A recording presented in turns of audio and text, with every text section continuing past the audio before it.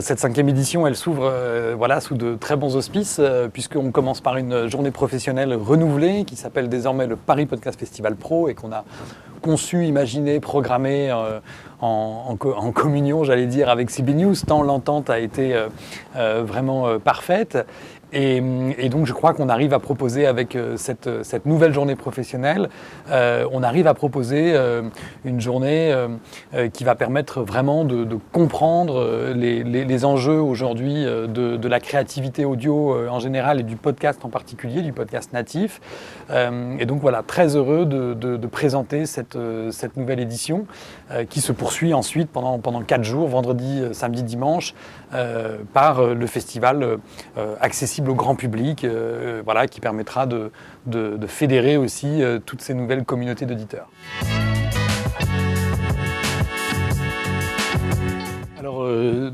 c'est difficile de répondre à cette question parce que quand je me reviens 5 ans en arrière, au début de l'aventure Paris Podcast Festival, on était sur un écosystème tout à fait émergent et par bien des aspects, il était difficile de prévoir où est-ce qu'on en serait 5 ans plus tard. Et c'est vrai qu'aujourd'hui, on est encore dans un écosystème qui émerge et qui se structure, mais avec déjà des tendances ou des manières de faire qui se dessinent. Moi, ce qui me fascine encore là sur cette année, c'est le fait qu'il y ait toujours autant d'appétit. Toujours autant d'appétit pour ceux qui créent des podcasts, pour les auteurs, les autrices, les studios, les médias, mais aussi toujours autant d'appétit et de plus en plus aussi pour les marques, puisque c'est les annonceurs, c'est aussi le sujet de cette journée, qui ont, je crois, ça y est, enfin identifié que le podcast était un format de communication tout à fait singulier, assez différent finalement des autres formats qui étaient à leur portée et qui leur permet en fait de toucher et d'engager une cible difficile à atteindre et de créer avec elle une relation vraiment de confiance sur le temps long, dans la durée, pour pouvoir expliquer aussi, faire passer des messages qui sont parfois un peu plus subtils. Donc ce qui me fascine aujourd'hui, c'est le fait que le podcast prend sa place dans les formats de communication comme étant un format qui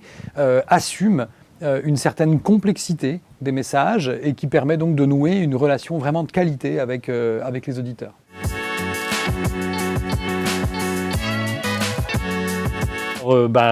Ce que je vais retenir de cette journée, d'abord, c'est le fait, simplement, en tant que co-organisateur, le fait que c'est un succès d'audience, puisque la journée est complète et on a donc rassemblé, je crois, largement tous les acteurs de l'écosystème. Ce que je retiens aussi de cette journée, c'est cette curiosité réaffirmée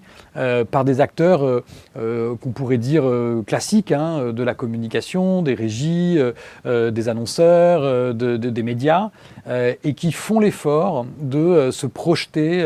dans ce nouveau format pour essayer d'en comprendre les subtilités. Parce que pour le dire simplement, en fait, le podcast ne continuera en fait à progresser et à fonctionner que si on en respecte les codes, et j'ai presque envie de dire l'éthique. Ça n'est pas un outil de matraquage, c'est un outil pour construire une relation subtile et engageante, concernante avec les audiences.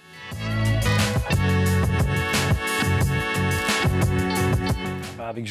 joie, et ça sera justement assez passionnant de mesurer en fait déjà l'écart avec cette première journée et de voir justement les directions qui ont été prises et ou bien les nouvelles tendances, ou bien les nouveaux acteurs, les nouveaux entrants. Ça, c'est un souci qu'on a, nous, depuis le début de l'aventure Paris Podcast Festival, c'est d'essayer d'être le plus pertinent, en fait, chaque année, en étant en veille sur les tendances de la saison et essayer même parfois d'être un petit peu en avance sur les questions qui vont se poser. Et donc, c'est un travail assez passionnant et j'espère que ça fait partie de la qualité des débats qui vont avoir lieu aujourd'hui et qui, j'espère, continueront longtemps d'avoir lieu dans d'autres éditions.